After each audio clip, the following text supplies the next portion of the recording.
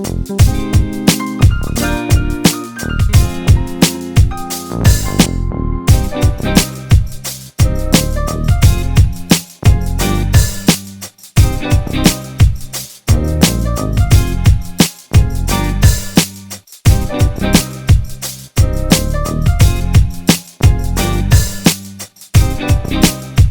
can't do nothing with you.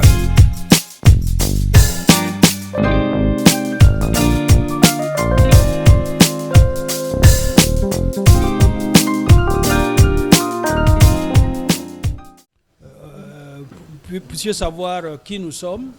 Nous sommes un collectif de ressortissants du Niger, du Mali et du Burkina Faso qui, bientôt 1 an, avons décidé de nous organiser pour poursuivre 3 objectifs essentiels. Le premier objectif important pour nous, c'est qu'on ne peut pas se résoudre à la gouvernance militaire dans nos pays après l'expérience, les riches expériences démocratiques que nous avons connues. Donc pour nous, il n'est pas possible d'accepter cette régression, même au nom de la lutte contre le terrorisme. Parce que de notre point de vue, le problème c'est plutôt nos militaires et pas plutôt la gouvernance politique. Bien sûr, il y a à redire sur la gouvernance politique. Nous sommes les premiers à le reconnaître. Mais le premier problème dans le cadre de la lutte contre le terrorisme, ce sont nos militaires. Donc, on ne peut pas se résoudre à cette gouvernance militaire. Deuxième élément, on ne peut pas accepter cette aventure de sortie de la CEDEAO. Ce n'est pas acceptable. Ça peut être une sorte d'intermède, parce que pour l'instant, les juntes nous mettent des fusils à la tempe et décident ce qu'elles veulent. Mais ce n'est pas pour autant qu'on doit se résoudre à l'accepter. Et nous pensons que... Et on ne peut pas par ailleurs être ceux qui avons créé la CEDEAO, parce que nous, on n'a pas adhéré à la CEDEAO. Les 3 pays que vous voyez au niveau du Sahel central sont les pays créateurs de la CEDEAO. Donc on ne peut pas créer et sortir. Ça n'a pas de sens. Et s'il y avait un problème, il eût fallu que le problème soit débattu au sein des citoyens et que les citoyens tranchent. Donc on refuse de se résoudre à cette éventualité-là, même si aujourd'hui tout montre que pendant une période, nos États pourraient être hors de la CEDEAO. Il est de notre devoir de maintenir cette lutte. Troisième élément, c'est la lutte pour les droits humains. Et évidemment, au moment où nous parlons, nous pensons que le symbole de la lutte pour les droits et les libertés, pour la démocratie, c'est le président Mohamed Bazoum. On ne peut pas accepter qu'une personnalité qui fait partie évidemment des icônes en matière de la lutte pour la démocratie puisse être maintenue par des juntes en captivité, parce que ce n'est même pas une prison, c'est une captivité au regard des conditions dans lesquelles il est détenu depuis le coup d'État du 26 juillet 2023. Donc voilà en termes d'introduction ce que je voulais dire dans le cadre de ce qui nous réunit aujourd'hui, pour que vous sachiez à qui vous avez affaire, parce que c'est la première fois que nous rencontrons la presse. Et on vous remercie d'être venu. Je vais donc, je ne sais pas si c'est Khadija qui va faire ou bien je vais donner la parole à Ismaël Sako, qui va se présenter en même temps, et puis faire la déclaration liminaire. Et ensuite, mon frère du Niger et moi-même, on va compléter cette déclaration que nous avons ensemble convenue. Merci.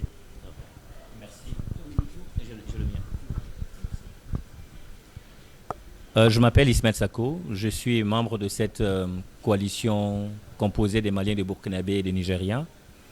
Et je voudrais saluer tous ceux qui ont contribué déjà lors de la manifestation du 11 janvier, une sortie extraordinaire pour la première fois en 4 ans, où nous avons réussi à faire ce qui n'a jamais été fait. Avec votre permission, je vais devoir lire la déclaration liminaire de Paris. Déclaration de Paris. À l'entame de mes propos, je m'incline devant la mémoire de toutes les victimes du terrorisme au Sahel. Le Mali, sous la Première République, fut pionnier dans le processus d'édification de la CEDEAO, à l'instar du Burkina Faso et du Niger. De même que dans la création de toutes les organisations sous-régionales, régionales, voire internationales, dont l'OUA, l'Organisation de l'Unité africaine, devenue Union africaine, de l'OMVS, Organisation pour la mise en valeur du fleuve Sénégal, et le Liptako gourmand. Dans le tournant des années 90-91, nos pays ont été aux avant-postes du processus de démocratisation.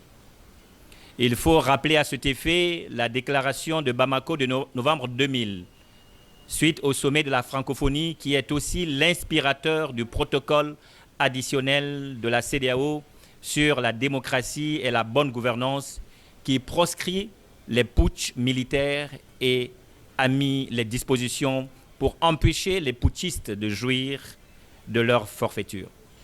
Voilà ce que les juntes du Sahel ne veulent plus accepter. Elles veulent qu'on leur permette de jouir à vie du braquage des institutions. La place des militaires, c'est avant tout dans les casernes et au front de la lutte contre le terrorisme et la défense de l'intégrité territoriale des personnes et des biens. Depuis nos indépendances, chaque fois que les militaires se sont emparés du pouvoir politique, cela s'est terminé par la catastrophe. Nous pouvons dire sans risque de se tromper que la faiblesse structurelle de nos armées vient de ces intrusions intempestives dans la vie politique. Sur le plan international, le mouvement de non-alignés qui s'est illustré comme la troisième voie face aux deux blocs, au temps fort de la guerre froide, afin de préserver la neutralité et l'indépendance affichées par nos pères de l'indépendance et du panafricanisme, un principe qui est allègrement foulé par les tenants actuels du pouvoir. Sans risque de se tromper, les pères de l'indépendance et du panafricanisme se retournent dans leur tombe. Il s'agit de ceux du RDA, le Rassemblement démocratique africain, du Parti africain pour l'indépendance, de l'Union générale des travailleurs d'Afrique noire, la FEANF, la Fédération des étudiants d'Afrique noire française en France, du Burkina Faso, du Mali et du Niger. Nous gardons en mémoire les personnalités qui ont marqué ces moments. Il s'agit de Maurice Yamego, de Daniel Wanzin Koulibaly, Nanzi Boni du Burkina Faso. Il s'agit de Modibo Keïta, Mamadou Konaté, Mamadou Madeira Keïta et Philidabo Sissoko du Mali, mais aussi de Amani Diori, de Boubou Ama, de Djibo Bakari du parti Sawaba, enfin de Abdou Moumouni Diofo du Niger. Par ailleurs, le Sahel central sous la dictature des chefs des juntes, Assimi Goïta, Ibrahim Traoré et Abdraman Tchani, est devenu l'épicentre de la déstabilisation de la sous-région. Pourtant, nos pays avaient réaffirmé dans leurs différentes constitutions leur attachement à l'unité africaine au point d'y inscrire la possibilité d'abandon d'une partie ou de toute partie de la souveraineté nationale pour l'édification de l'unité africaine. Pour ce qui est de la CEDEAO, malgré les insuffisances décelées, l'organisation régionale répond aux besoins économiques avec environ 300 millions de dollars pour financer les projets structurants au Mali, au Burkina Faso et au Niger. La CEDEAO, forte de 400 millions d'habitants, est un exemple en matière de mobilité, donc de liberté de circulation des personnes et de leurs biens. C'est pourquoi nous condamnons la décision unilatérale du retrait du Mali, du Burkina Faso et du Niger de la CEDEAO. C'est une décision irréfléchie et inopportune, car des pays sans débouchés sur la mer ne peuvent vivre en autarcie.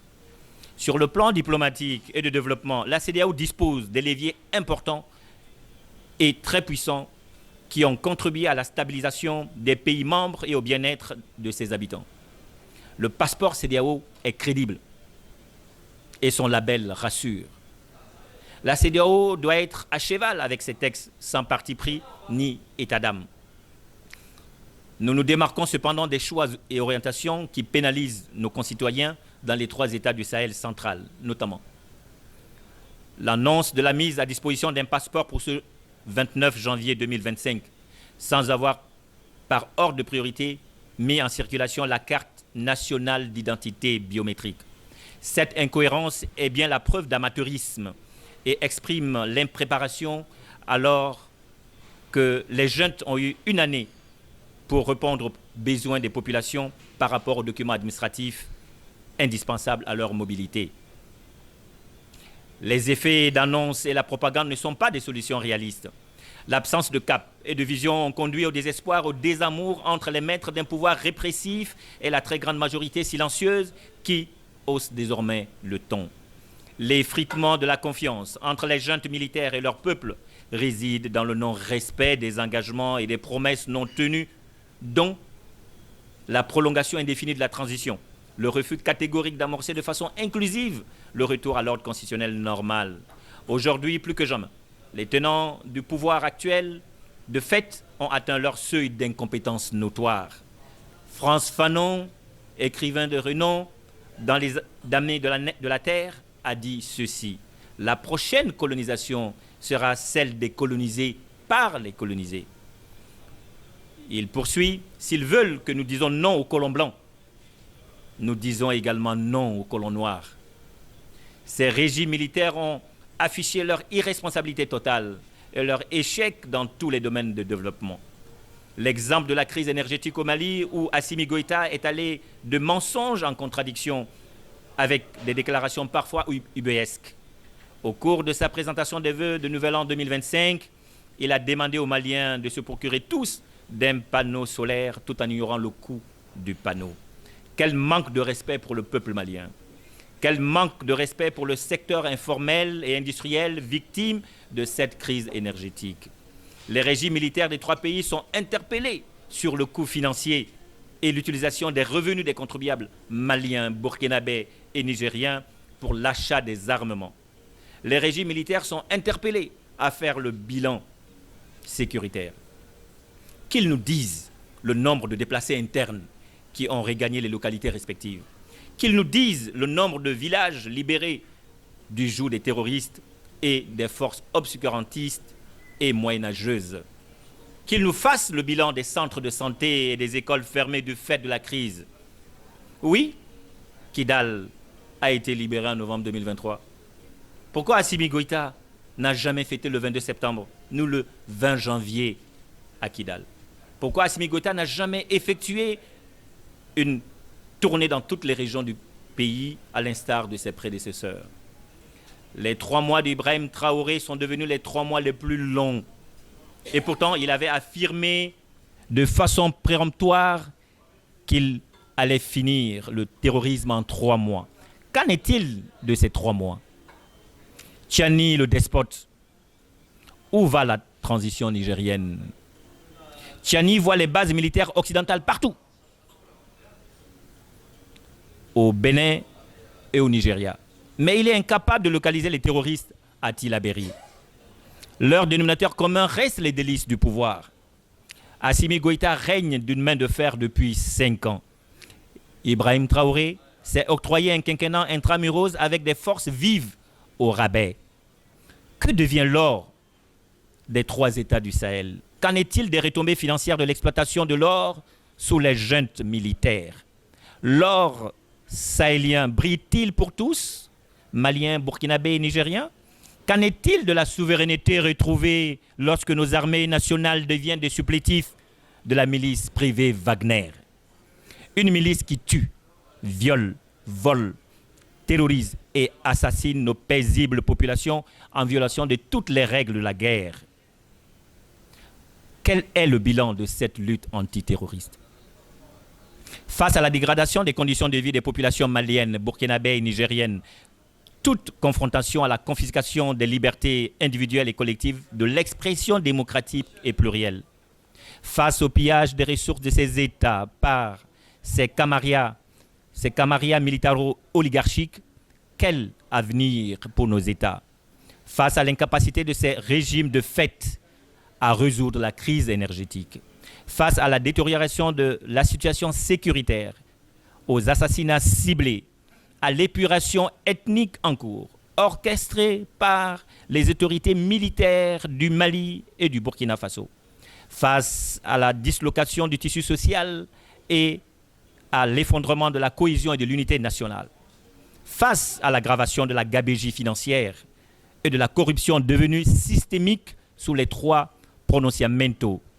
Nous appelons à la libération de l'ensemble des détenus politiques et d'opinion, au nombre desquels Son Excellence le président Mohamed Bazoum du Niger, symbole de la démocratie en Afrique, qui est séquestré et qui est pris en otage par le putschiste Tiani.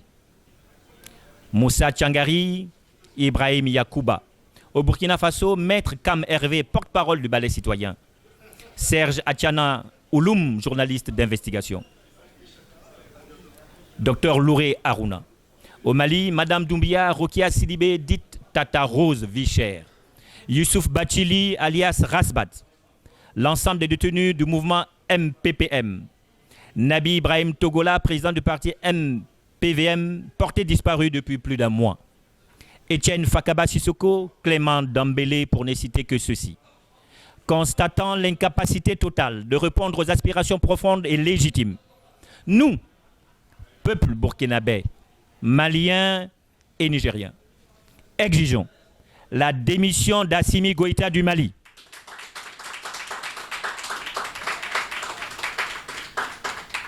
la démission d'Ibrahim Traoré du Burkina Faso, la démission d'Abdraman Tiani du Niger. Oui, nous exhortons les forces démocratiques organisées du Mali, du Burkina Faso et du Niger à prendre le pouvoir à la suite d'un vaste rassemblement démocratique et populaire pour libérer leur peuple. Cela se traduira par la dissolution des organes de la transition, par la mise en place d'une transition et d'institutions civiles gérées par les personnalités reconnues pour leur probité, pour leur intégrité et pour leurs compétences professionnelles avérées, par l'ouverture d'un dialogue franc et sincère avec tous les groupes armés, par la libéralisation de l'espace démocratique à travers le respect des libertés publiques, par la tenue d'élections libres, transparentes, crédibles et inclusives, par le retour au dialogue avec l'ensemble des partenaires traditionnels et la communauté internationale. La capacité des peuples burkinabés, maliens et nigériens de s'indigner et de s'insurger ne mourira jamais.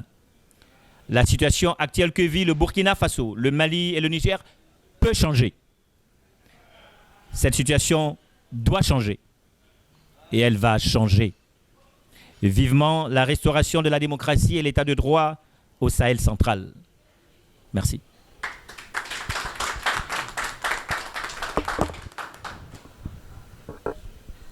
Donc, merci beaucoup, camarade Ismaël Sako du Mali. Merci à tous les journalistes qui ont répondu présents et à tous les camarades de lutte. Donc, nous sommes là pour cette conférence de presse pour justement montrer notre refus catégorique du fatalisme face aux dictatures putschistes, au paludisme des putschistes au Mali, au Niger et au Burkina. Nous voulons dans un premier temps rendre un hommage au président de la République du Mali, au président de la République du Niger, autant pour moi, son Excellence Bazoum Mohamed, qui aujourd'hui, comme vous le savez, est séquestré depuis 18 mois. Donc nous voulons profiter de cette occasion pour exiger la libération du président Bazoum Mohamed ainsi que de tous les détenus politiques au Mali, au Burkina et au Niger. Il est à rappeler effectivement que les putschistes du Sahel, quand ils ont fait leur coup d'État, ils ont fait croire comme alibi pour justifier leur forfaiture qu'ils sont là pour rétablir la sécurité, pour rétablir la bonne gouvernance. Sauf que après 4 ans au Mali, 3 ans au Burkina, bientôt 2 ans au Niger, la réalité est tout autre. On observe clairement que la situation sécuritaire n'a fait que se dégrader. Quand on parle par exemple du Niger, depuis les 2 ans durant le règne du président Bazoum Mohamed, sur le plan sécuritaire, il n'y a eu que 52 victimes du terrorisme, même si ça n'est de trop. Il s'avère que sous les putschistes du CNSP, de Tchani, aujourd'hui nous sommes à peu près à 3000 victimes du terrorisme en 18 mois seulement. Sur le plan économique, la situation est aussi apocalyptique. On sait que avec la fermeture des frontières, due au populisme de ces putschistes, qui n'ont qu'un seul objectif, c'est celui de défendre leurs intérêts personnels, c'est-à-dire de défendre leur pouvoir. Mais sinon, on observe clairement qu'ils ne sont pas là ni pour la sécurité de leur pays, ni pour le développement de leur pays. Il faudrait aussi préciser que les citoyens de ces pays sont opprimés. Il n'y a aucune liberté d'expression. Les libertés individuelles et fondamentales sont étouffées. On salue par l'occasion tous les camarades qui déjà, Ismaël, qui ont été victimes des arrestations arbitraires. Pour le cas du Niger, je reviendrai sur le cas de Moussa Tchangari, qui a été arbitrairement arrêté, et celui aussi de Ntinekar Alassane, président du parti à Kalkassa, qui ont été, parmi tant d'autres, arrêtés arbitrairement pour seulement avoir exprimé leurs opinions, pour seulement avoir dénoncé la situation sécuritaire critique et les assassinats extrajudiciaires qui se passent dans le pays. Donc nous appelons ces juntes militaires du Sahel de mettre fin à la situation apocalyptique dans laquelle ils ont plongé leur pays. Nous les appelons à libérer tous les détenus politiques, particulièrement le président Bazoum Mohamed et tous les restes. Nous insistons beaucoup là-dessus, et qu'ils déclinent un calendrier clair et précis pour tenir des élections en vue d'un retour de la démocratie et de l'état de droit dans tous les pays du Sahel, Mali, Burkina et Niger. Nous vous remercions beaucoup. Merci.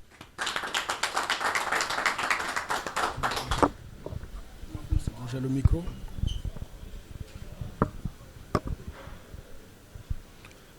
Rapidement, donc, je termine sur 2 points. Il faut savoir en ce qui concerne, mais je me concentre un peu sur le cas de notre sortie de la CEDEAO. Donc, disons qu'à partir d'aujourd'hui, nous avons fait un saut dans l'inconnu. Ces jeunes-là nous ont fait faire un saut dans l'inconnu, qu'eux-mêmes ne connaissent pas. Parce que jusqu'à présent, comme vous savez, et je parle sous le contrôle des juristes, hein, il n'y a pas pour l'instant, même l'AES n'a pas un statut légal d'abord. Parce qu'aucun des traités n'est en vigueur, n'est rentré d'abord en vigueur en ce qui concerne l'AES. Mais ça, ce n'est pas ce qui nous importe. Ce qui nous importe le plus, c'est de n'avoir même pas réfléchi aux alternatives de leur sortie de la CEDEAO. Et qui fait qu'aujourd'hui, par exemple, si vous avez une voiture, vous êtes un transporteur nigérien, burkinabé, malien, si vous allez dans un pays de la CEDEAO, la carte brune d'assurance qui permettait à chacun de voyager dans les 15 pays sans avoir à se préoccuper, cette carte brune-là n'est plus en vigueur. Et comme vous savez, j'ai regardé, et je pense que vous avez fait la même chose que moi, par rapport au communiqué de la CEDEAO qui proroge un certain nombre d'acquis ou de droits dans le cadre en faveur des ressortissants de l'AES, cette disposition ne rentre pas en vigueur. La seule disposition qui est prorogée, c'est la validité de la carte ou du passeport qui porte le logo de la CEDEAO. Il y a aussi évidemment un certain nombre de dispositions en rapport avec comment on appelle, la possibilité, la liberté de voyage, de se déplacer, mais la liberté aussi de résider dans les pays, dans l'espace CEDEAO, pour les pays qui sont donc de l'AES. Mais pour tout le reste, par exemple, il y a, comme vous savez, des institutions de la CEDEAO qui étaient installées dans la plupart des pays sahéliens. Si vous prenez le cas du Burkina Faso, vous avez l'OAS, qui est donc une organisation en charge des questions de santé, qui était donc une organisation sous-régionale dans laquelle il y avait beaucoup de travailleurs et de fonctionnaires, aussi bien nigériens, burkinabés que maliens. Quel est le sort de ces travailleurs? Nous avons, je pense, en termes d'estimation, pour les Burkinabés, je pense qu'il y a environ 77 Burkinabés qui sont fonctionnaires dans les institutions de la CEDEAO. Je pense qu'il doit en avoir autant dans chacun des deux autres pays. Donc, disons, autour de 300 personnes fonctionnaires dont la situation n'est plus clarifiée. On ne sait pas qu'est-ce qu'ils vont devenir. Mais plus globalement, c'est aussi le fait qu'en isolant les trois pays les plus infestés par le terrorisme, ces jeunes qui n'ont pas réussi jusque-là, par leur gouvernance, à faire reculer le phénomène. Parce que comme vous savez, dans la plupart des trois pays, le phénomène s'est plutôt aggravé avec l'arrivée des jeunes, plutôt qu'il n'a régressé ou ne s'est résorbé. Donc, dans ce tête-à-tête à trois, uniquement entre eux, quelle va être la situation en ce qui concerne le terrorisme? Il y a beaucoup de chances que cette situation s'aggrave. Le fait de choisir un seul partenaire, qui est donc la Russie, dans le cadre de la lutte contre le terrorisme, au lieu d'aider à résorber, est plutôt un phénomène, un facteur aggravant de la situation. Comme vous savez, parce que le terrorisme ne peut pas être vaincu par un autre terrorisme. Or, tout ce que vous entendez jusqu'à présent et tous les rapports les plus sérieux le relèvent, l'intervention des Wagner dans le cadre de la lutte contre le terrorisme a plutôt contribué à aggraver la situation avec un terrorisme, le terrorisme de Wagner pour combattre le terrorisme des terroristes. Donc cette situation-là est pour nous aujourd'hui une crainte de l'aggravation des violations des droits des citoyens. Jusque-là, la situation, la préoccupation, c'était celle-là, c'est-à-dire que depuis l'avènement des jeunes, l'état des droits humains s'est beaucoup aggravé dans le cadre de ces trois pays. Le dernier, qui est le Niger, jusqu'en juillet, jusqu'au 26 juillet 2023, c'était l'un des rares pays où la situation des libertés était très enviée dans le cadre du Sahel central. C'était l'un des trois pays où le phénomène terroriste n'avait pas pu prendre pied dans le pays. Il ne savait pas qu'il n'y avait pas d'attaque. Il y avait des attaques sporadiques, mais grosso modo, le Niger était parvenu à endiguer ou en tout cas à maintenir le phénomène à un niveau résiduel qui n'empêchait pas évidemment la continuation de la vie des citoyens. Or aujourd'hui, à quelques kilomètres de Niamey, c'est devenu un problème. La route, tous les territoires qui font frontière avec les deux pays, ces territoires-là ont échappé à l'ensemble des trois pays. C'est-à-dire aucun des militaires ou aucun des trois gouvernements ne contrôle les espaces de frontières.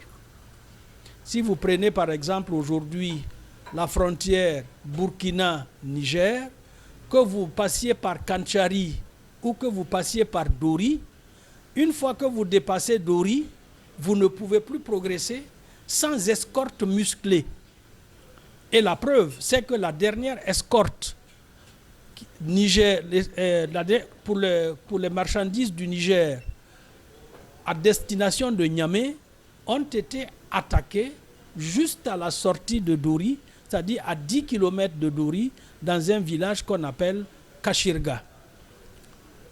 C'est le dernier convoi nigérien attaqué et depuis lors, il n'y a plus eu de convoi parce que les jeunes n'arrivent plus, malgré les escortes musclées, à pouvoir assurer l'escorte des escortes jusqu'à destination sans évidemment subir des attaques. Donc, dans une situation, donc, il y a une aggravation évidemment du phénomène terroriste, aggravation du phénomène des droits humains, du respect des droits humains et la situation humanitaire aussi, qui s'est beaucoup aggravée. Et en troisième lieu, les questions de liberté et de démocratie, évidemment, vont s'en trouver également aggravées à partir du moment où ces trois pays, ces trois juntes n'ont plus l'obligation de rendre compte à une instance sous-régionale qui était assez sourcilleuse sur ces questions-là. Et comme aussi ils ont réussi à se couper de la communauté internationale. Comme vous le savez, dès qu'ils sont venus, la première des choses que l'ensemble des jeunes ont fait, le processus commun, c'est d'abord se débarrasser des médias internationaux, se débarrasser des partenaires traditionnels, se débarrasser des organisations internationales et des organisations de défense des droits humains, et ensuite quitter donc la CEDEAO pour se retrouver entre eux. Donc, voilà des situations où le départ de la CEDEAO va aggraver des situations que nous connaissions déjà et qui n'aura pas d'impact dans la lutte contre le terrorisme. Ça, c'est le premier facteur. Le deuxième élément, c'est que nous sommes aujourd'hui, en ce qui concerne nos trois pays, dans une situation extrêmement grave. Lorsque vous regardez l'évolution du phénomène terroriste, on n'est pas loin d'un bis repetita de ce qui s'est passé en Syrie. Il y a aujourd'hui des pays parmi les trois, c'est une sorte de compétition à qui pourrait s'effondrer le premier. Et donc, ils exposent nos pays à un phénomène qui est extrêmement dangereux dans un contexte où nous n'avons plus, comme avant 2012, nous n'avons plus avec nous la communauté internationale pour pouvoir évidemment nous aider dans l'éventualité de ces évolutions que nous pouvons déplorer. Évidemment, ce n'est pas faire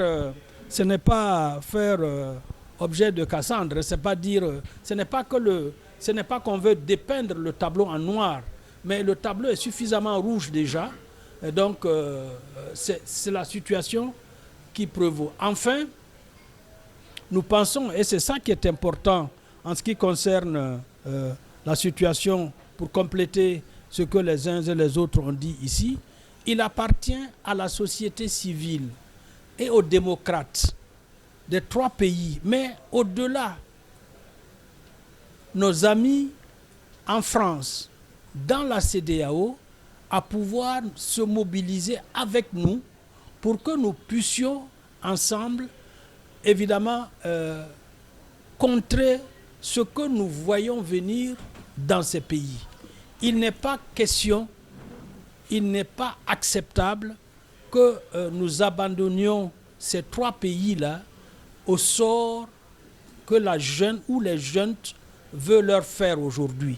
C'est-à-dire une sorte de pouvoir militaire à vie dans un contexte de sécurité dégradée et violation permanente des droits humains. Donc c'est une sorte d'appel à nos amis, à tous les démocrates à travers le monde, pour qu'ensemble, nous puissions nous mobiliser pour évidemment faire un autre sort aux Sahéliens que le sort auquel ils sont destinés par les 3 juntes. Voilà, pour ne pas faire trop long, comme c'est une conférence de presse, on va s'arrêter là et puis bon, éventuellement, on est prêt à répondre à toutes les questions. Je vous remercie. Donc, si vous le permettez, je voudrais juste ajouter que je suis M. Aïdara Moumen, je suis là au nom en tant que secrétaire général du collectif pour la libération de Bazoum et secrétaire général également de l'Alliance des démocrates africains. Et justement, M. Barry vient de conclure les quelques passages que je voulais rajouter. Il est grand temps que les putschistes rétablissent la démocratie, l'état des droits et des libertés. Merci. En tout cas, merci beaucoup à toutes et à tous. Et si nos chers journalistes, vous avez des questions, n'hésitez surtout pas. Vous avez le micro pour poser vos questions à nos chers conférenciers. Donc n'hésitez pas, vous avez les micros et surtout, voilà. Y a-t-il des questions? Allez-y. Présentez-vous et puis voilà. Bonjour, je suis Wanis Menawel de Riposte International, l'ONG. J'ai une question par rapport justement à cette sortie de ces pays. Comment justement la CEDEAO peut-elle convaincre ces pays pour revenir dans cette organisation? Et faut-il revoir ou faut-il adapter des sanctions pour éviter qu'il y ait un éclatement dans le futur? On prend les questions.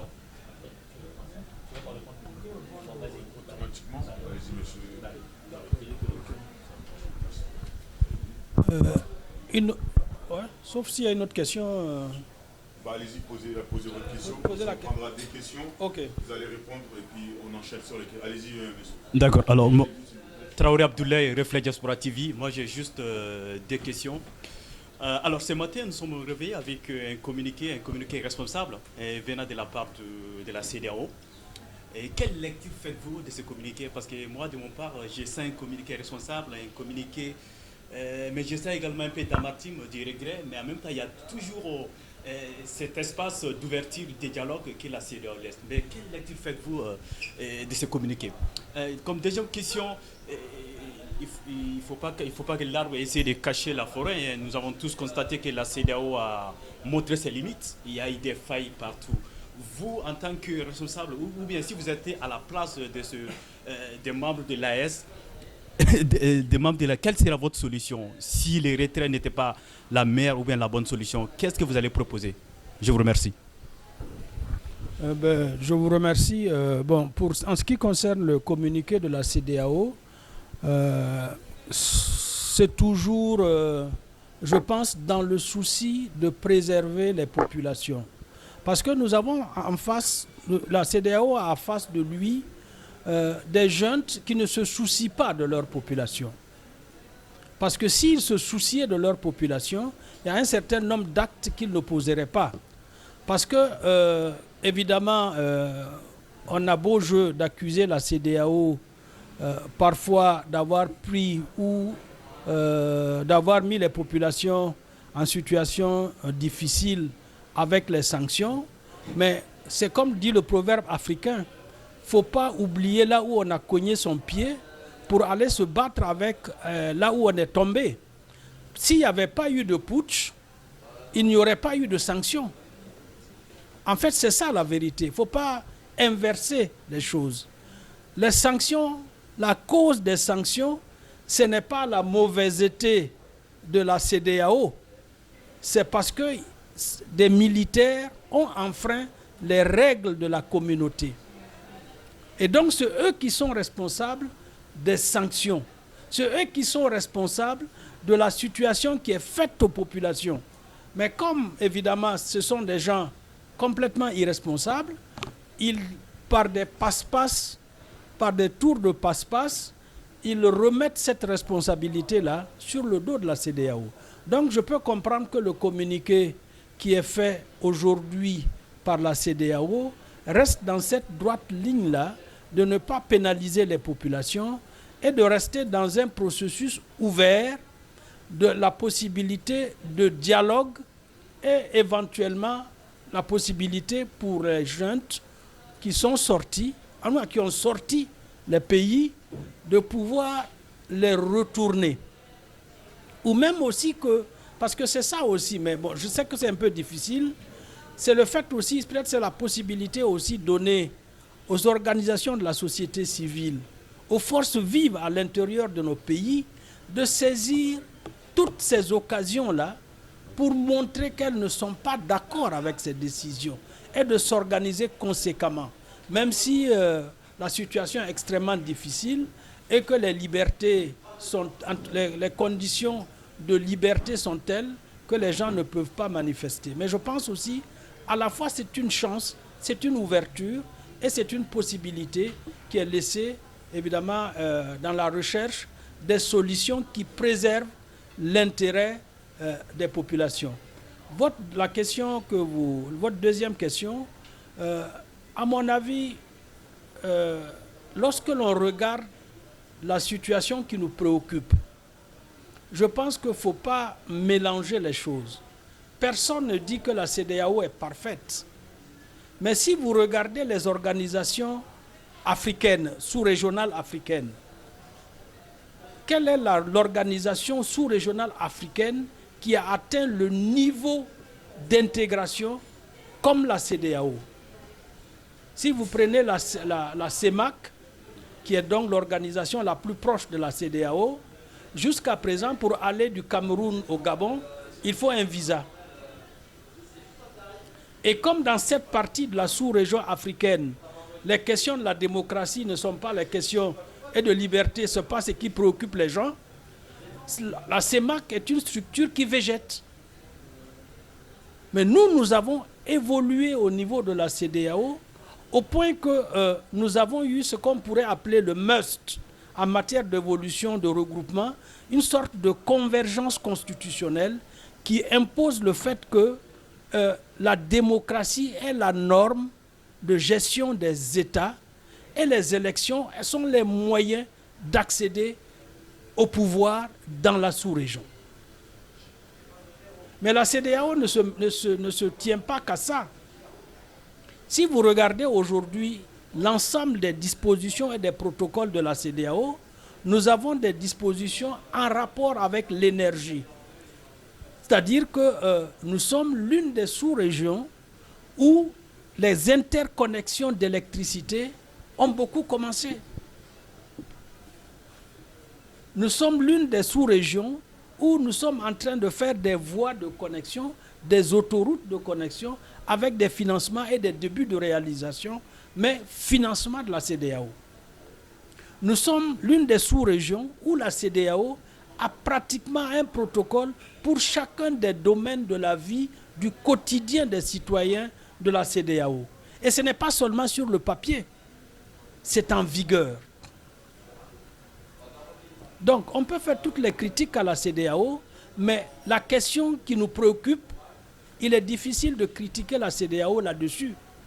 Parce que nous avons convenu, les 15 pays ont convenu, à partir de 2001, que les militaires ne peuvent plus prendre de pouvoir dans aucun des pays de la CEDEAO.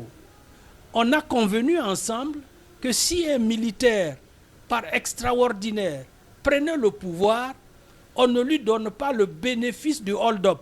C'est-à-dire qu'on ne lui permet pas de gérer. De telle sorte que, finalement, le militaire n'a pas d'intérêt à prendre le pouvoir. Parce que s'il prend le pouvoir et qu'il ne peut pas le gérer, donc, finalement, quel est l'intérêt de prendre le pouvoir? Voilà les dispositions de la CEDEAO qui sont appliquées. Ce qui fait que si la CEDEAO n'arrive pas à empêcher le putsch, il empêche les putschistes de jouir du fruit de leur hold-up. En deux phases. La première phase, c'est qu'ils ne peuvent pas diriger la transition. La deuxième phase, c'est qu'ils ne peuvent pas être candidats aux élections de sortie de la transition. Donc, ils ne peuvent pas préempter le processus démocratique. Voilà les textes de la CEDEAO. Sur cette question-là, il est difficile de critiquer la CEDEAO. Mais évidemment, il y a beaucoup d'amalgames. Comme on dit, quand on veut noyer son chien, on l'accuse de rage, on lui raconte, il y a plein de choses. Et aujourd'hui, nous sommes dans un contexte, avec les réseaux sociaux, où les panafricains nous rendent la vie extrêmement difficile en faisant feu de tout bois et des mauvais bois. Parce que je ne peux pas comprendre certains panafricains qui, dans leur pays, ont des présidents qui ont 92 ans, qui, depuis 1984, qui, depuis 1982, il n'y a pas eu d'alternance chez eux. La plupart des responsables des grandes institutions, minimum d'âge, 92 ans. Pourtant, ils n'en parlent jamais. C'est nous, notre CEDEAO, qui est le problème, qui est leur préoccupation. Je pense qu'il y a une malhonnêteté quelque part, et nous pensons que les démocrates et nous, ressortissants de la CEDEAO, qui chérissons la liberté et la démocratie, devrions, de notre point de vue, nous mobiliser ensemble pour pouvoir évidemment faire face à ces situations qui sont inacceptables. Donc, on peut critiquer la CEDEAO, mais sur ce point-là, vraiment, il est difficile de lui tenir grief. Maintenant, en ce qui concerne la question de la... est-ce que vous pouvez me la rappeler parce que je me suis mélangé. On essaye d'être bref, monsieur, s'il vous plaît. Voilà, il n'y a pas de souci. Vous pouvez me rappeler pour ne pas que je... Alors, ma question, c'était comment la CEDEAO peut-elle convaincre ces pays à revenir dans l'organisation, et si elles ne le peuvent pas, pour éviter justement l'éclatement de cet organisme, quelle méthode on pourrait utiliser pour éviter justement un éclatement pareil? Bon, rapidement, avant de donner la parole, moi je suis de ceux qui pensent que sur cette question, la CEDEAO peut être un peu déboussolée par la mauvaise gestion de la situation nigérienne, s'est laissée submerger. J'utilise encore un mot aujourd'hui, vous savez, qui fait beaucoup polémique en France sur la question de la submersion, mais qui s'est laissé submerger. Et parce que la CEDEAO devrait être droit dans ses bottes par rapport à cette question de sortie des 3 juntes de la CEDEAO. Parce que d'abord, les régimes militaires ne sont pas reconnus par la CEDEAO. C'est le protocole qui est en vigueur. À partir du moment où vous n'êtes pas reconnu, vous ne pouvez pas, puisque les juntes ne siègent plus dans les instances de la CEDEAO. Vous savez que lorsque vous faites un coup d'État militaire, le pays est suspendu et la junte ne peut pas siéger avec les autres chefs d'État de la CEDEAO, mais c'est la CEDEAO qui se substitue, et ça c'est le texte qui le dit, qui se substitue au pays jusqu'à l'avènement d'un régime élu par le peuple dans le pays en question. Donc il me semble que sur cette question, de mon point de vue, la CEDEAO s'est laissée submerger, elle n'aurait pas dû accepter. Maintenant, elle ne peut pas les contraindre parce que la question de fond, à partir du moment où la décision est actée et rentre en vigueur donc à partir d'aujourd'hui, il reste que le combat des ressortissants, des démocrates et évidemment ceux qui croient à l'intégration sous-régionale de continuer et évidemment continuer à faire pression sur la CEDEAO pour que dans une situation, nous pensons, en tout cas dans un bref délai, ces pays-là retournent. Mais vous pouvez, moi je peux parier, en regardant Trump signer ces décrets, c'est le rêve que j'ai, je peux parier que le premier président qui va être élu dans un de ces pays, le premier décret qu'il va signer, ça va être d'annuler le décret qui fait sortir son pays de la CEDEAO et d'introduire auprès de la CEDEAO une demande de réintégration.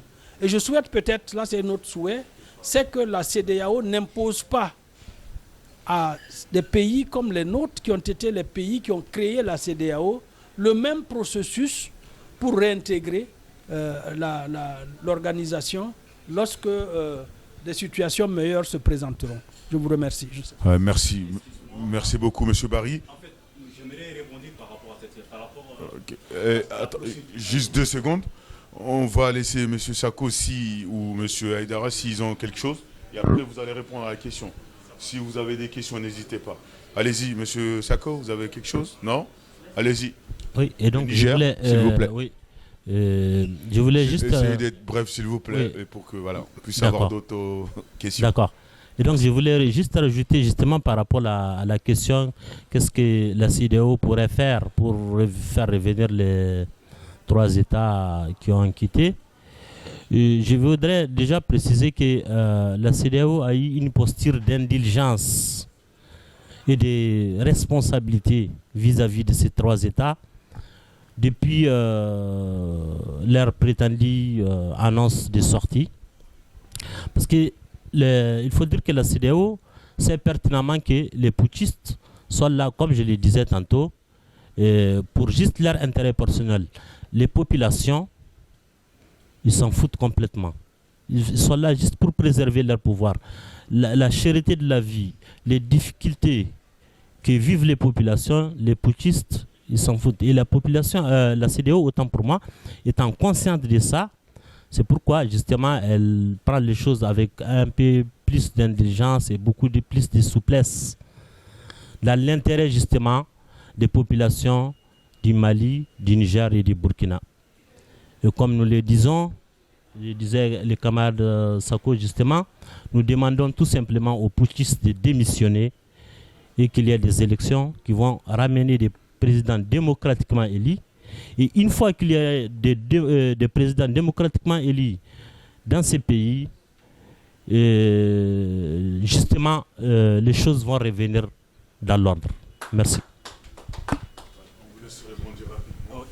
Justement, c'est par rapport à la procédure des sorties de l'AES, de la CEDEAO. Personnellement, moi j'ai pas beaucoup aimé, c'est-à-dire la façon dont ça s'est fait. On s'élève un jour seulement, on n'est plus dans la CEDEAO, mais voilà, genre c'est comme si c'est un jeu d'enfant. J'ai posé la question à un ami qui est un grand défenseur de l'AES.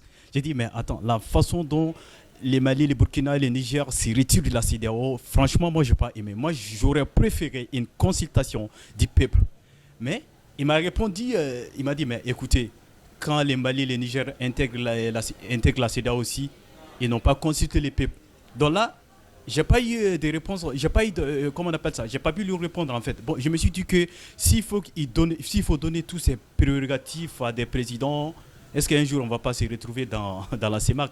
Donc moi j'aimerais que est-ce que c'est pas mieux aussi de réduire les prérogatives du président de la République, voire même d'aller vers un régime purement parlementaire. Donc quelle est votre lecture aussi sur cette manière de sortir, comme vous avez si bien dit, un président peut-être après eux, un président peut venir et il peut dire ok, il va scier un degré, il va annuler d'abord le premier degré, il va scier un autre degré, on va intégrer. Donc moi je pense que c'est pas mieux de mettre en place une procédure d'intégration de nos différents pays envers les organisations régionales ou sous-régionales, voire même passer par la consultation du peuple. Moi j'aurais préféré ça. Merci beaucoup. Vous voulez répondre, Monsieur Barry? Allez-y. Très rapidement, RFI. Il y a une chose que vous devez savoir, c'est que je pense que ça prévaut dans la constitution malienne. Aujourd'hui, au Burkina, la constitution disait de face, mais ils ont, évidemment, comme ils ont des assemblées godillots, des assemblées à leur dévotion, ils peuvent changer tout ce qu'ils veulent comme ils veulent. Sinon, les constitutions, aussi bien au Mali, au Burkina qu'au Niger, prescrivent le référendum sur ces questions-là pour appartenir ou sortir. Donc, celui qui te dit qu'en 1975, ça s'est fait sans référendum, il n'a pas tort, mais sauf qu'il est hors contexte. En 1975, il n'y avait pas de constitution non plus. Ou même si elles existaient, ces constitutions ne disposaient pas par rapport à cette question principale. Aujourd'hui, depuis le retour à la démocratie, dans la majorité de nos pays, nous avons légiféré et nous avons introduit dans le cadre de nos lois principales, cette obligation, cette faculté qui n'est plus laissée, ce n'est pas facultatif. En fait, l'obligation de recourir au référendum n'est pas un élément facultatif, c'est une obligation. Ce qui fait que la citoyenneté prend de l'importance dans notre sous-région et qu'on ne peut plus se comporter comme les citoyens que nous étions en 1975. Donc c'est ce recul démocratique que lui, à mon avis, dans lequel il est resté. C'est-à-dire si on devrait le psychanalyser, si on devrait faire un peu de Freud avec lui, il est resté au stade de 1975. Alors que nous, on a évolué, nos pays ont évolué, et que nos constitutions ont évolué, et qu'à partir de maintenant, on ne peut plus engager le peuple sans sa propre volonté. C'est-à-dire aucun président ne peut engager des peuples sans que les peuples, au préalable, n'aient été consultés et qu'ils aient donné leur avis.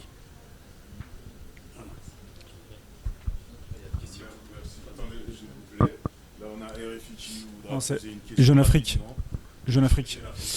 Mathieu Maillard pour Jeune Afrique. Tout d'abord, donc vous êtes à l'initiative aujourd'hui de cette réunion. Tout d'abord, j'aimerais savoir si, après cette initiative-là, vous souhaitez la transformer en un mouvement politique plus vaste. Et si vous le faites, comment ferez-vous pour mobiliser derrière vous à la fois les diasporas maliennes, nigériennes, burkinabées qui se trouvent en France actuellement et ailleurs dans le monde? Et comment allez-vous faire aussi pour plus largement faire passer votre message? Parce qu'on voit que malgré les soutiens qu'il y a pour les démocraties sahéliennes, en France, j'entends, il y a aussi un nombre conséquent de jeunes Maliens, de jeunes Burkinabés, de jeunes Nigériens qui n'écoutent pas vos discours, qui n'entendent pas en tout cas cette voix-là et qui suivent aujourd'hui les juntes sahéliennes sans forcément connaître les réalités sur le terrain. Donc voilà, ma question, savoir comment, si c'est un mouvement politique, et s'il y aura, comment vous allez faire pour mobiliser derrière vous? On va laisser à la question. Et s'il vous plaît, essayez d'être bref rapidement pour qu'on puisse poser, donner... Je vais répondre à la question du journaliste. D'abord, je vous remercie de votre présence pour dire que est-ce que ce que nous sommes en train de faire aboutira à la création d'un parti politique? Non, il ne s'agit pas de parti politique. Dans la dynamique dans laquelle nous sommes, il y a des responsables et des leaders de mouvements et de partis politiques. Nous sommes un ensemble de Maliens, de Burkinabés et de Nigériens qui avons pris conscience du danger dans lequel nos pays se trouvent, qui avons compris que la démocratie reste l'alternative et l'outil efficace pour accéder au pouvoir. Et que oui, nous avons décidé de prendre à bras le corps cette question de restauration de la démocratie et de l'état de droit. Nous avons donc décidé d'arpenter, d'aller voir, de discuter, d'échanger, de sensibiliser nos concitoyens, nos compatriotes, y compris de la diaspora. Mais vous devez comprendre que Newton Barry, mon aîné, est un exilé comme moi. Vous avez dans cette salle ma collègue Khadija Fofana, Bouba Fane et d'autres qui sont des exilés politiques, ici dans cette salle. Nous avons mon cher aîné Aboubacar Mintou Kone, qui est aussi un exilé. Nous avons réussi à lancer une dynamique avec nos concitoyens maliens, burkinabés et nigériens qui sont résidents français, qui sont des migrants en situation aussi régulière ici en France. Parce que chacun de nous a une appartenance sociale, culturelle. Et nous sommes souvent de la diaspora des relais des mouvements et des partis politiques ou des associations depuis le pays. Donc nous travaillons en étroite et en symbiose intelligente avec des relais locaux. Vous dites que notre diaspora soutient les jeunes. Oui, il y a 1 an, il y a 9 mois, il y a 2 ans, c'était extraordinaire. Ils étaient nombreux. Aujourd'hui, du fait de leur incapacité notoire, du fait de l'absence de distribution des services de base dans l'électricité, de la vie chère, y compris de l'inaccessibilité de certains documents administratifs. Oui, de détournement de deniers publics, notamment comment l'or du Mali, du Niger et du Burkina Faso n'arrive pas dans le panier de la ménagère par ricochet. Tous ces éléments mis bout à bout, les enlèvements, comment les jeunes ont accepté de sous-traiter leur sécurité en tant que militaires à une milice privée qui massacre, qui viole, qui tue. Tous ces éléments mis bout à bout ont fini par convaincre une bonne partie de cette diaspora que ceux-ci n'ont pas la solution. Et que parce que quelques-uns parmi nous qui sont des vidéomans, des influenceurs, des activistes, des acteurs politiques, sont restés constants dans leur dynamique de combat contre la dictature. Et les discours cohérents, constants, pertinents ont fini par convaincre. Convaincre face au mensonge d'en face de la junte qui brime, qui n'a pas d'option, qui s'est embourber, qui sait mélanger les pédales, qui s'est retrouvé dans une nasse. Donc, finalement, c'est la junte qui nous sert de lit, qui nous favorise aujourd'hui l'adhésion de cette diaspora et d'une population dans nos pays qui adhère à notre discours. Et c'est le revers de la main. Il y a un inversement de la situation, de la donne. Et vous comprendrez, si vous suivez les réseaux sociaux dans nos pays, dans nos langues nationales, que ce soit au Burkina Faso, au Mali, au Niger, que ce soit à Badjangara, où il y a eu une population qui a manifesté, où des gens de plus en plus haussent le ton, parlent, s'expriment, demandent à la démission. Par rapport à la CEDEAO, Koulikoro, à Bamako, la collectivité de Bamako, à 60 km, a décidé de manifester. Non seulement la manifestation a été interdite, mais ils ont été interpellés. Donc les gens sont bâillonnés. C'est pourquoi, de l'extérieur, les gens ont le sentiment que la population adhère, qu'elle est muette. Non, c'est, je pense, une lecture légèrement erronée. Et que ce que nous disons aujourd'hui, je m'en tiens à ceux qui ont porté à flambeau la manifestation réussie du 11 janvier pour une première fois. Combien d'entre vous ont reçu des appels depuis l'intérieur pour dire que vous êtes notre espoir? Ne baissez pas les bras. Et l'un des éléments majeurs, c'est le fait que certains qui étaient au devant du firmament, du front-off de la lutte, ont été invectivés de tous les noms. Je vais prendre l'exemple de ma collègue Khadija Fofana et nos amis du CDR qui ont pris la parole, et mon frère Rissa Ag, qui est parmi nous le Touareg, et pour la simple raison que les gens ne s'attendaient pas qu'il y aurait des leaders qui vont accepter de rompre le silence. Mieux, vous allez constater que pendant que Assimi Goïta sort à Bamako pour dire, lors de la rencontre de la chefferie traditionnelle, que la question de CEDEAO est bouclée, on n'en parle plus, pendant que personne n'en parlait, parce que tout simplement quelques vidéos d'ici, de cette diaspora, de cette équipe, ont un peu infesté les réseaux sociaux, il était obligé de nous répondre à distance. Et que depuis cette manifestation, ils ont fait une contre-manifestation pour dire que nous avons de la voix et que ce que nous faisons est suivi de partout, y compris cette conférence de presse. Donc, encore une fois de plus, la diaspora est en attente d'un nouveau leadership, de l'extérieur comme de l'intérieur. Et ceux qui sont à l'intérieur, même s'ils sont bâillonnés, ils s'organisent. Et ceux qui sont exilés s'organisent. C'est pourquoi je me souscris au discours à la fois de mon aîné Newton et aussi de Amoumoun, pour dire qu'au-delà des démocrates et des politiques, que l'ensemble de la diaspora et nos amis démocrates du monde et d'Afrique acceptent d'accompagner cette nouvelle dynamique pour sauver des pays et des populations qui sont pris en otage. Donc, nous sommes sur la bonne voie. D'autres actions après cette conférence de presse vont suivre. Oui, il y a le mois de Ramadan qui s'approche, mais nous allons continuer à nous organiser parce que nous sommes l'espoir d'un peuple qui en manque, qui en a besoin, et nous tâcherons de ne pas décevoir. Merci.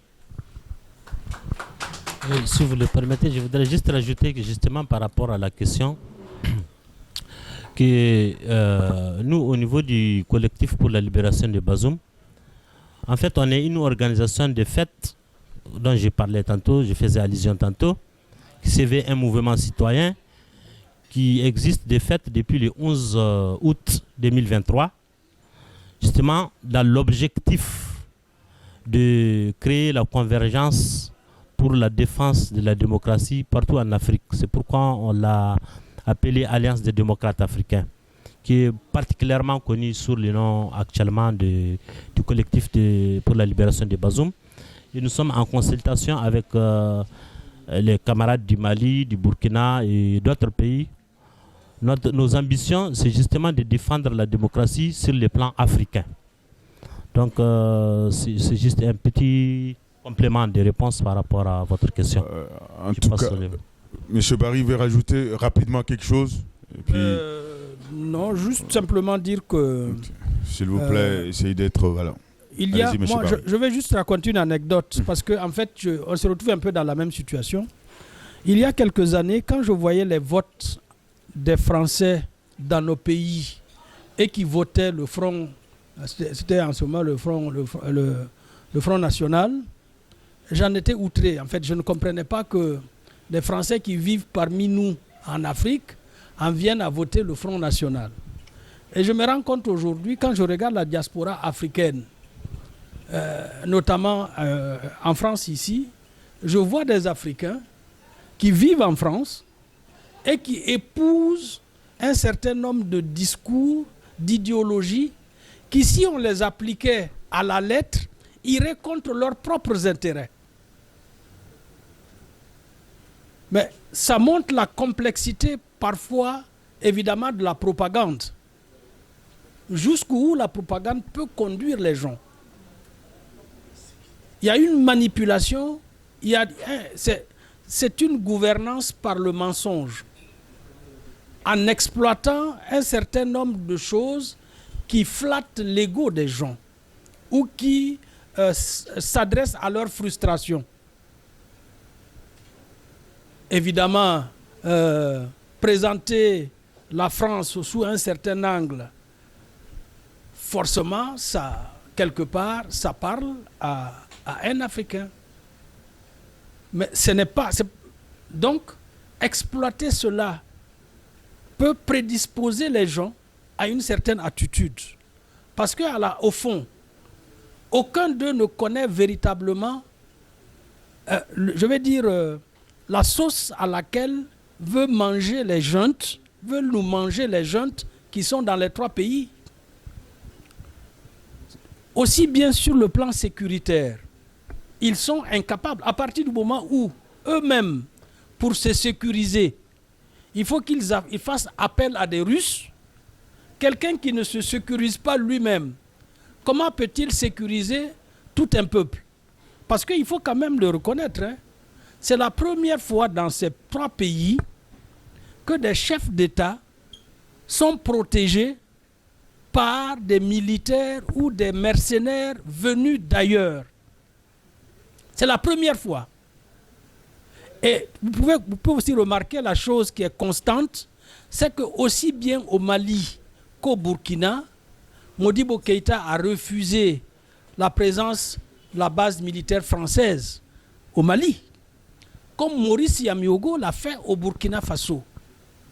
Au Niger, je ne crois pas qu'il y ait eu une base militaire française aux indépendances.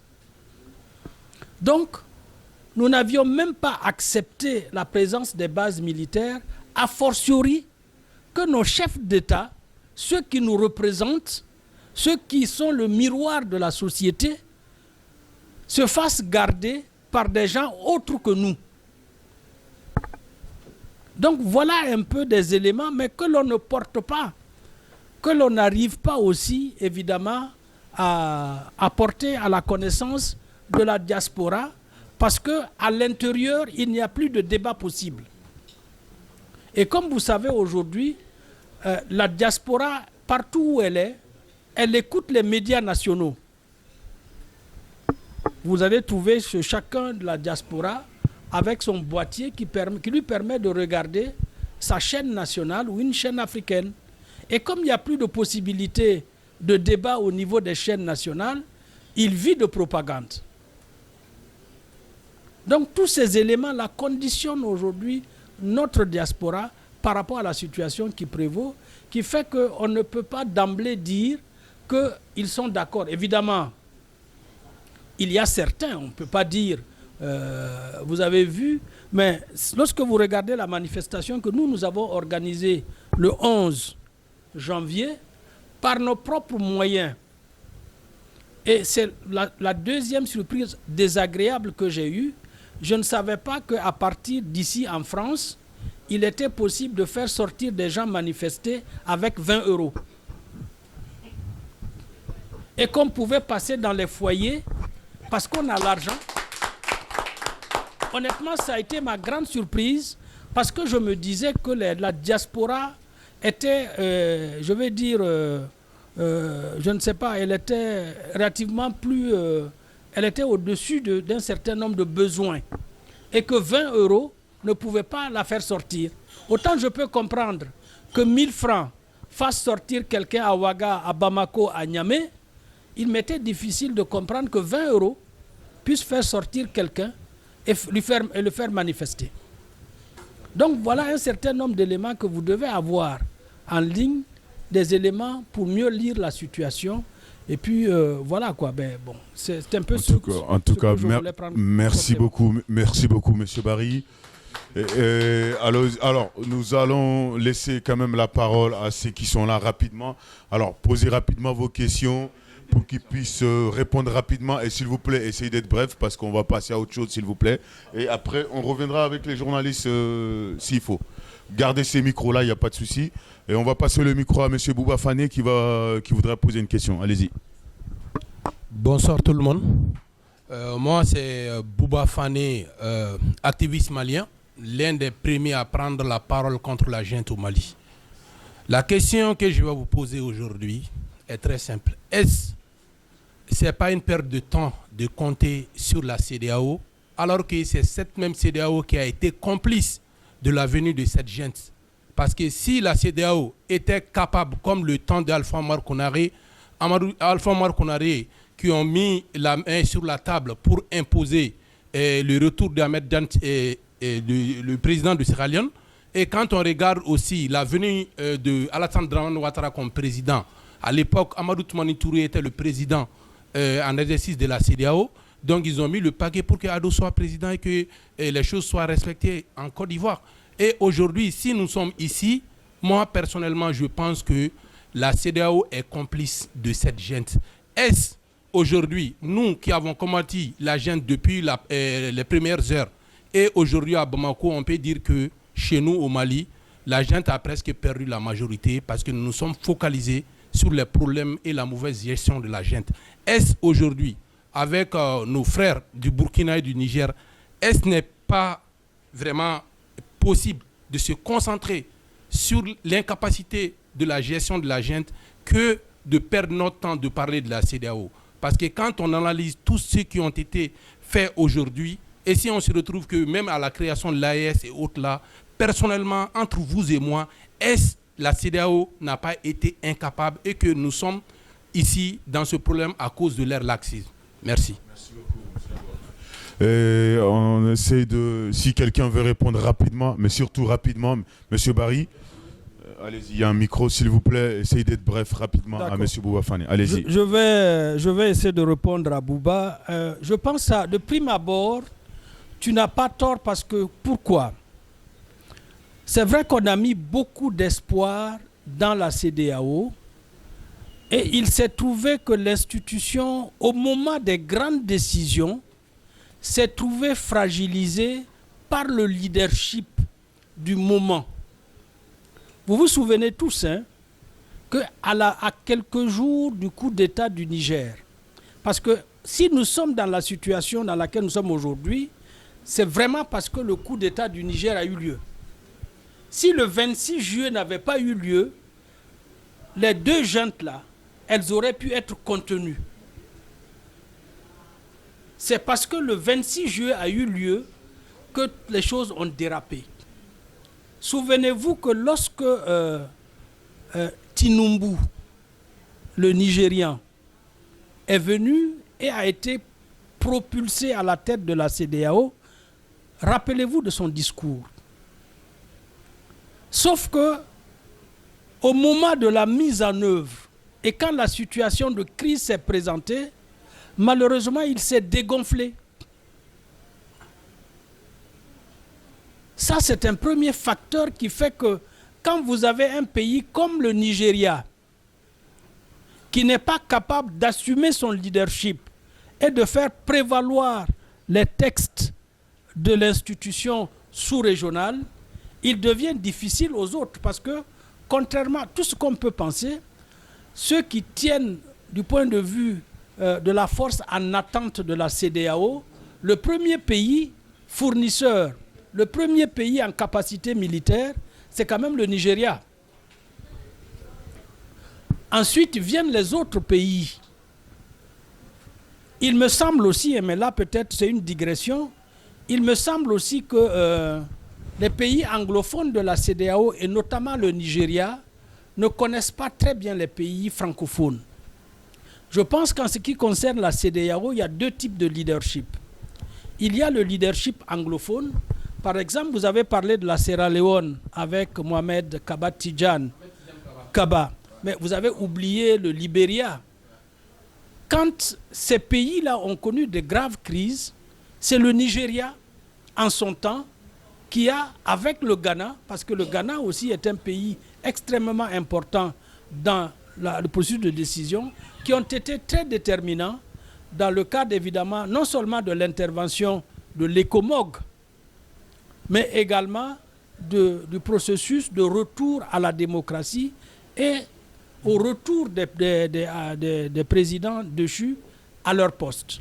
Il se trouve, de mon point de vue, qu'en ce qui concerne le moment, nous avons eu un leadership qui n'était pas à la hauteur. Ce n'est pas la CEDEAO elle-même intrinsèquement.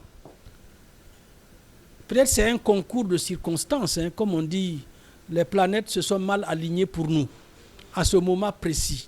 Le deuxième élément, qui est important à ne pas oublier, c'est la situation au niveau international.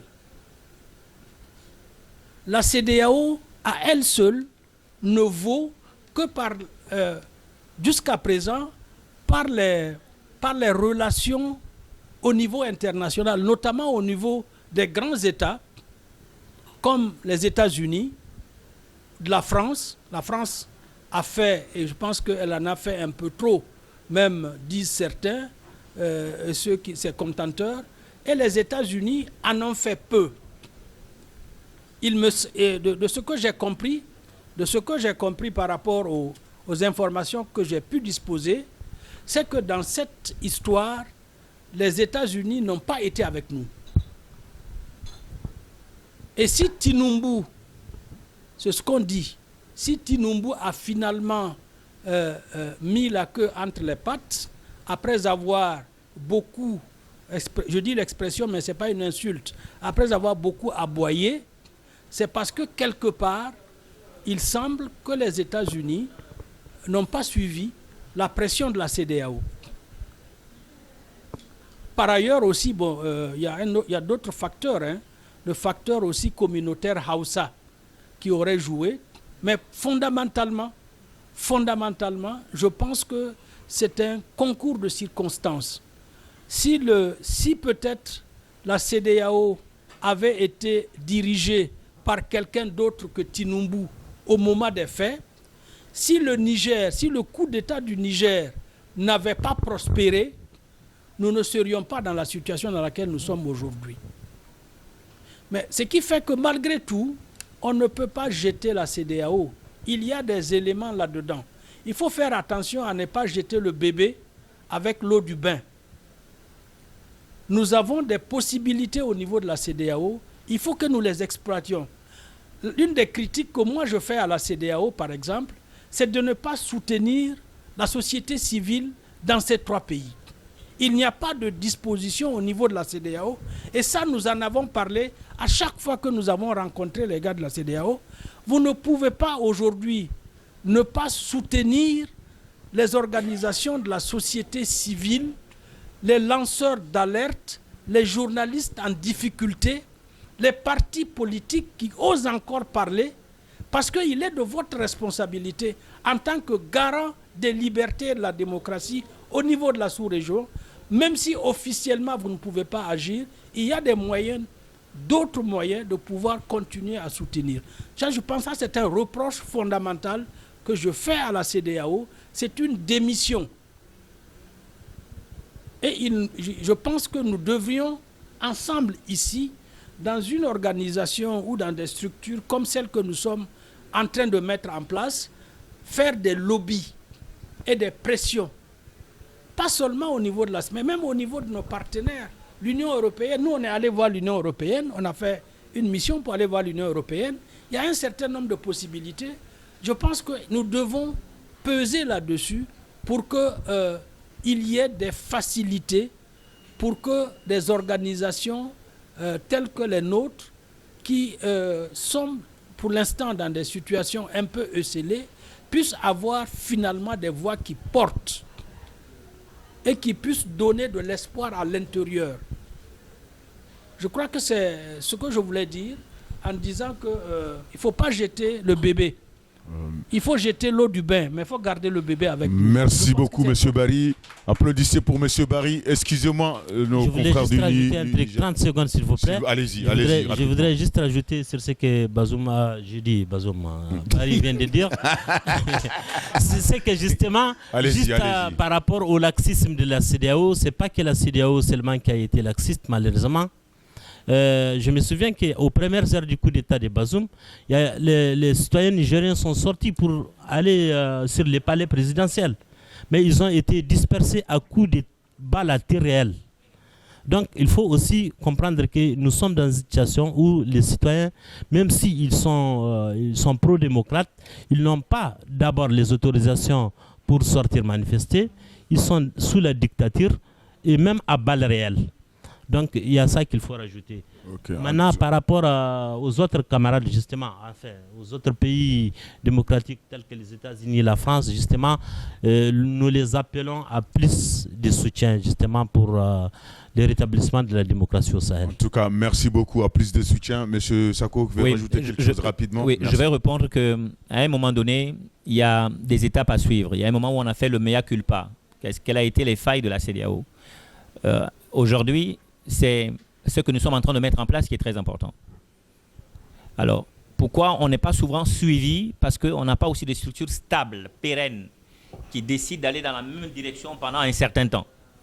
La plupart des actions, c'est des faits d'éclat et finalement qui font que des partenaires sont plus ou moins, ils sont observateurs. Nous devons avoir quelque chose de solide, organisé et structuré et agir dans le temps. La donne citoyenne, donc de la société civile, dans le combat que nous menons est primordiale. Qu'on nous accompagne ou pas, nous le faisons d'abord pour nous-mêmes, par conviction. Et c'est en ce moment que d'autres aussi vont nous suivre.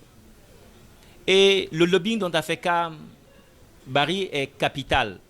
Il se fait à tout moment, sans répit, et à tous les niveaux, de façon organisée, et chacun, il y a des gens qui peuvent, lors d'un voyage, d'un déplacement dans l'avion, croiser quelqu'un et faire un lobbying. Prendre rendez-vous, prendre un numéro, passer à quelqu'un qui peut avoir la compétence, le niveau, le bagage pour parler, discuter, avancer. Donc, ce que nous avons commencé ensemble depuis un moment, si nous continuons dans la même dynamique pendant un temps aussi moyen, il est fort possible que nous soyons entendus et que la donne puisse changer. Oui, Bouba, nous devons nous concentrer ensemble. Nous devons nous concentrer à mener notre combat nous-mêmes et faire en sorte que les failles des différentes jeunes soient mises en avant. Et que nous travaillerons au moment venu, chacun dans le rôle qui sera le sien, pour aussi faire évoluer les textes les textes de la CEDEAO, pour qu'il y ait des réformes qui tiennent compte d'un certain nombre de failles décelées ci et là. Mais on ne doit pas effectivement, là où nous sommes, dans le combat que nous devons mener, choisir aussi nos alliés et nos partenaires. Et le partenaire, on lui dit les vérités en face. Et ensuite, nous avons des adversaires connus, qui sont les jeunes. Donc, la plupart de nos discours, du moment que les jeunes ne font rien de bon, nous devons orienter notre discours et notre combat à l'encontre de ces jeunes. Et travailler de façon aussi intelligente pour toucher nos partenaires qui sont soit frileux, ou qui n'ont pas très confiance, ou qui n'ont pas compris, pour que davantage ils soient avec nous pour nous accompagner. Et l'autre travail, c'est la sensibilisation auprès de notre diaspora. C'est de continuer d'avoir des liens et des contacts avec nos relais locaux, que nous soyons en phase avec eux, pour que nous puissions impacter aussi de l'intérieur les dynamiques qui sont en train de se mettre en place. Moi, j'ai confiance à ce que nous faisons. J'ai confiance au génie de chacun. Je sais que nous avons des capacités et chacun a son réseau et que c'est ensemble que nous réussirons à inverser la tendance. Moi, je crois à cette tendance. Je sais que ça va changer. J'ai aucun doute. Je ne sais pas quand, mais je sais que vous pouvez.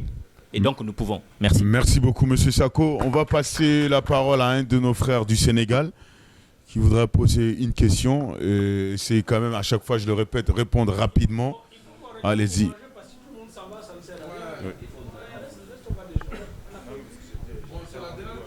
La dernière question, on passe à la table alors. Allez-y. On peut manger et parler. Oui, comme vous voulez. Oui. C'est bon pour vous? Bah écoutez, donc on va faire une petite pause, on mange, après c'est qui veut partir. Ok, ça marche. Est-ce qu'on peut demander à ce qu'on serve les gens? Il n'y a pas de souci. Allez-y, posez votre question. Merci beaucoup. Je m'appelle François Mendy. Je suis sénégalais. Je suis responsable d'un parti en France qui s'appelle le Mouvement Agir, dirigé par l'ancien parlementaire du nom de Thierno Bokoum. Je suis là en tant que ressortissant de la CEDEAO. Je suis contre ce qui se passe au Mali, au Burkina Faso et au Niger. Je suis contre parce que quand la CEDEAO a été créée, je n'étais pas encore né. Je suis contre parce que la CEDEAO ne m'a fait rien de mal. Je suis contre parce que quand je vais en Côte d'Ivoire, je n'ai pas besoin de visa. Quand je vais au Burkina, je n'ai pas besoin de visa. Quand je vais à Bamako, je n'ai pas besoin de visa. Je suis contre parce que je suis un démocrate. Je suis contre les coups d'État. Je suis contre les militaires parce que la place d'un militaire, c'est dans une caserne et non dans un palais présidentiel. Je suis contre parce que la situation ne fait qu'empirer dans ces trois États-là, dans ces trois États. Et enfin, je suis contre parce que j'ai eu la chance d'avoir travaillé au niveau international, d'avoir dirigé un mouvement de jeunesse international dans plus d'une centaine de pays. Et j'ai des jeunes frères qui sont au Burkina Faso, au Niger et au Mali. Ces jeunes aujourd'hui n'ont aucun espoir, il faut se dire la vérité. Ils n'ont pas d'espoir parce qu'il n'y a pas d'électricité. Ils n'ont pas d'espoir parce qu'ils ne savent pas de quoi demain sera fait. Ils n'ont pas d'espoir parce qu'ils ont peur du lendemain. Et moi, la question que je voudrais vous poser, est-ce qu'il serait possible de créer une jonction entre les entités qui sont mises en place et aussi d'autres organisations qui ne sont pas de ces trois États-là? Moi, personnellement, je suis partant, je suis là. J'ai été invité par mes amis du Mali et nous sommes partants. Voilà. Ok, on va. Qui veut répondre rapidement? Oui, c'est pas comme ça. Oui, merci frère du Sénégal. Cette réponse venant de vous ne me surprend pas, le contraire m'aurait surpris. Mais nous sommes déjà dans la dynamique d'aller vers nos frères du Sénégal. Je n'avais pas de contact direct. C'est mon frère Mohamed qui disait qu'il y a un parlementaire sénégalais qui sera des nôtres. Oui, merci d'avoir fait le trajet depuis Roissy ou Salle de Gaulle pour être ici. Bienvenue. Mais pour vous dire que j'ai tenté de rentrer en contact avec des étudiants sénégalais, c'est en cours. Nous sommes en train d'élargir notre spectre aux Ivoiriens avec lesquels nous discutons pour que nous ne soyons pas que Mali, Burkina, Sénégalais. Nous avons déjà un premier contact léger, faible avec les Guinéens, que nous allons voir comment renforcer les liens avec les Guinéens pour qu'on soit dans une dynamique réelle de la CEDEAO étant au niveau de la diaspora et pas que dans la dynamique des trois pays. Donc vous êtes bienvenus parmi nous. Nous allons prendre des contacts et nous allons créer les conditions pour qu'on puisse se retrouver à d'autres moments et voir comment vous et d'autres mouvements que vous connaissez, ensemble on peut faire une jonction. Merci frère.